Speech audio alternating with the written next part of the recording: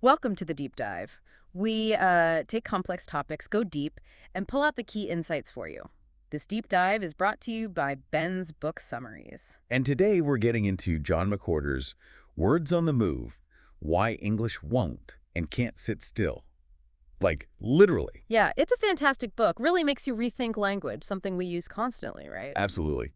Our goal today is basically to unpack McWhorter's main ideas, show why English is always changing, and, share some of those great examples he uses that people often talk about. Definitely. Forget the rigid grammar rules maybe you learned in school. McWhorter shows English as this, living, breathing thing, always evolving. Right. And a key takeaway right from the start is this simple idea. Language isn't fixed. It's fluid. It has to change. He starts with something pretty relatable, doesn't he? Watching old movies. Uh-huh. How the actors sometimes sound a bit strange. Not just the slang, but their actual pronunciation. Yeah, the accents feel different. Exactly. As the example that really seems to stick with people is daughter. He points out it used to sound much more like dafter. Wow, dafter.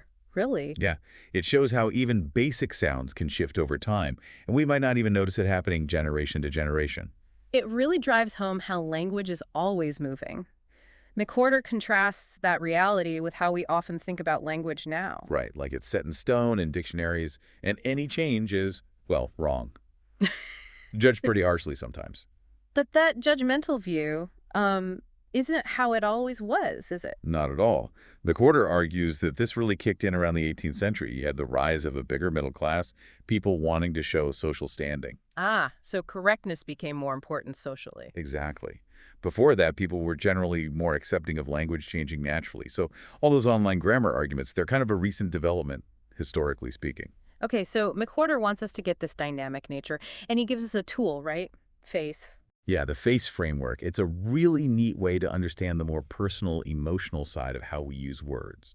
It stands for Factuality, Acknowledgment, Counterexpectation, and Easing. Let's break that down. Factuality first. Okay, so this is about how words originally tied to truth, or fact, often evolve into what he calls modal markers. Basically, they start expressing the speaker's feelings or emphasis. Yeah. Really is a perfect example. Right. It used to just mean, truly or in truth. Uh-huh, like verily. But over time, it shifted mostly to mean very. And now we use it all the time to show we really mean something, to add personal conviction. There isn't really a lake there. Feels different from just there isn't a lake there. That really adds something personal. Exactly. It's like our need for emphasis subtly changes the word's job. And then there's the big one. Literally. Oh, boy. Yeah, that one causes some arguments. It really does. Originally by the letter, super precise. He followed the instructions literal. But now I literally died laughing. Right. Used for emphasis, figuratively. Hmm. And some people just hate that. McWhorter mentions critics like Fowler and Bierce who were very against it. You even see those t-shirts, right? Misuse of literally makes me. Yeah, I've seen those. So why does that shift bother people so much? But other weird things, like fast, meaning speedy, and stuck, nobody cares. Those contronyms. That's a great question. McWhorter suggests, well, part of it is timing. Those contronyms like fast or seed developed their opposite meanings long before we got so hung up on words having one single dictionary-approved meaning. And context usually makes it clear anyway. Exactly. If someone is seeding a lawn or seeding a tournament, but literally feels like a more recent change, a perceived attack on its true meaning, clashing with that modern ideal of precision. Okay, that makes sense. So the next part of FACE, acknowledgement, this is about recognizing the listener. Yeah, acknowledging their state of mind, keeping the conversation flowing smoothly. Think about the word well. How we use it to soften things. Precisely. If someone loves a meal, saying, well, I thought it was okay, is gentler than just blurting out, I thought it was okay, that well cushions it, acknowledges their view first. It's a social lubricant, really. And, that gets called filler a lot. It does, but McWhorter argues it's doing important work. It creates this kind of pretense of shared knowledge, building intimacy, like saying, we're on the same page here. And it's not new, right? Not at all. He points to Chaucer using things like thou woost, basically, way back when. So this need to connect and assume common ground is ancient in English. Even Beowulf, that first word, wait. Yeah, often translated as hello or listen. But McWhorter thinks it was probably more like a drawn-out sue, an attention getter, an acknowledgement marker to pull the audience in, assuming they already knew the hero was famous. Huh. setting a familiar tone. Right. And he even mentions things like uptalk, that rising intonation, as maybe another way we're evolving to signal acknowledgement or seek connection now. Okay, third part. Counterexpectation. Language showing surprise. Exactly. When something goes against what you'd expect. Actually is a good one. Started as just in reality. But now, saying he actually finished the race suggests it was surprising he did. Yeah. It adds that against the odds flavor. And this is where ass comes in as an intensifier. Ha, yes, the versatile ass. McWhorter's point is really interesting. When you use like big-ass tree or lame-ass excuse, it's often not just swearing. There's more to it. He argues it often adds a layer of counter-expectation. Like gray ass isn't just gray, it's like surprisingly gray or remarkably gray. It adds that extra punch of something being more than expected. And he traces this use back quite a way, like 1919. Wow. Okay, so it's performing a specific function beyond just being vulgar. That's the argument. A pragmatic function. Right. And finally, easing, making things comfortable. Yeah, creating a relaxed vibe. And here, McWhorter talks about something simple but vital. Laughter. Not just laughing at jokes, but also laughing with people. Those little chuckles, they signal comfort, lack of tension. He mentions Duchenne laughter, the genuine kind that crinkles the eyes, as something we instinctively read as real connection and ease. And switching language styles can do this too. He talks about Black English. Yes, and this is a really nuanced point he makes. For many Black Americans who also speak Standard English fluently, shifting into Black English isn't always about using a separate dialect per se. It's more strategic. Often, yes. It's a pragmatic choice to signal warmth, community, shared identity. It's an easing function, building connection. It's why, as he points out, a phrase like "ain't no mountain high enough" feels so different emotionally than just "there isn't any mountain high enough." Right. It carries a different weight, a different feeling of connection. Exactly. It's about much more than just the grammar. So FCS shows us language is deeply personal, social, emotional. But then he zooms out, right, to how meanings drift over time. Semantic drift. Yep. And this is where you see some really wild changes. His example of reduce is classic. Meaning restore in Shakespeare's time. Can you believe it? Total opposite of today's minimize. Mm-hmm. It really shows how words can just wander off in unexpected directions. And sometimes they just get narrower, like drink, often meaning alcohol now. Or music, historically meaning classical music for many. Yeah. Meanings can specialize. Or they shift through implication, like audition. Right. Started as just hearing. Right. But because performers were heard at tryouts, it came to mean the tryout itself. Now you can audition silently, like for mime. Ah, that's great. Or commodity, going from comfort to goods to financial futures. Oh. Or fine, from and to excellent to just okay. These examples are really memorable. And he mentions minority shifting in the U.S. context.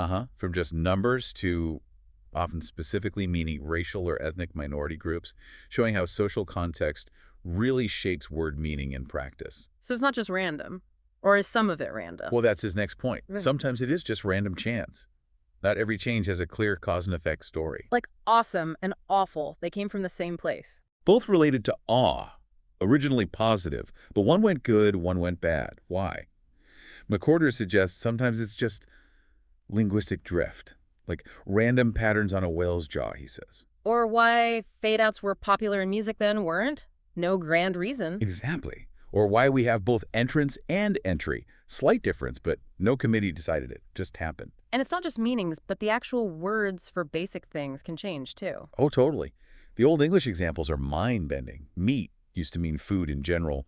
What we call meat was flesh. And bread wasn't our loaf, it was just bits of food. Our bread was loaf. Right. It's like the whole vocabulary gets, well, reshuffled over centuries. Okay, so words change, meaning basic words get swapped out. What about grammar? Does that change too? Big time.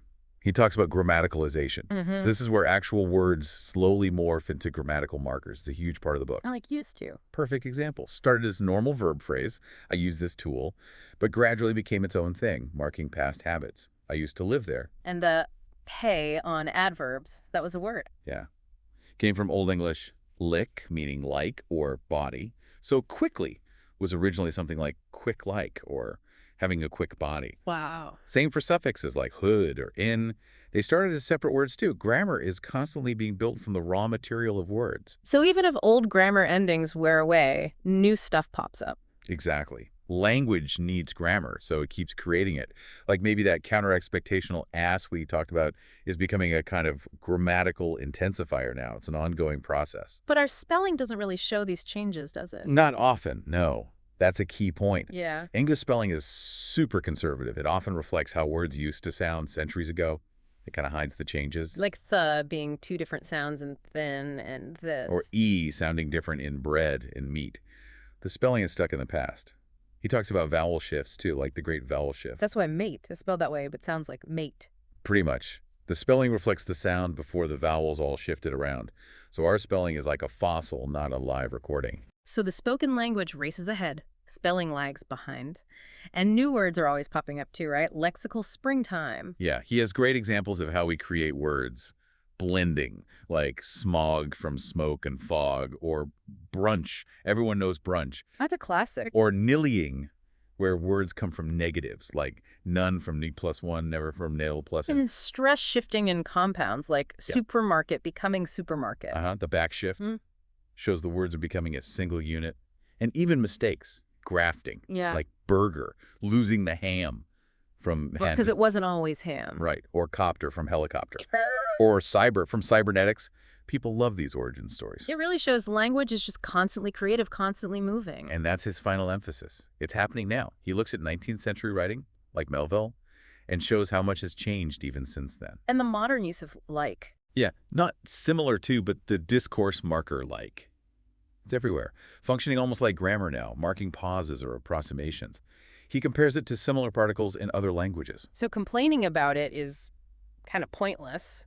Well, McWhorter suggests resisting change is often just preference, not objective correctness. People have always complained.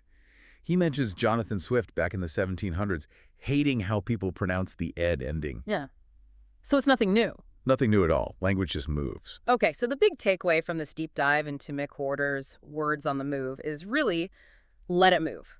English is dynamic, alive, always changing. Exactly. It's not decaying, it's evolving. And that process is natural and honestly pretty fascinating to watch. Hopefully people will notice it more now. Yeah, we hope this is giving you a fresh look at the words you use every day. It's definitely made me think differently. Me too. It changes how you listen, doesn't it?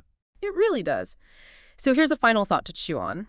If language is always moving, how does that change how you feel about communication, about language rules, about maybe even your own way of speaking? Something to consider. Definitely. This deep dive was brought to you by Ben's Book Summaries. We hope it's given you a new appreciation for words, constantly on the move.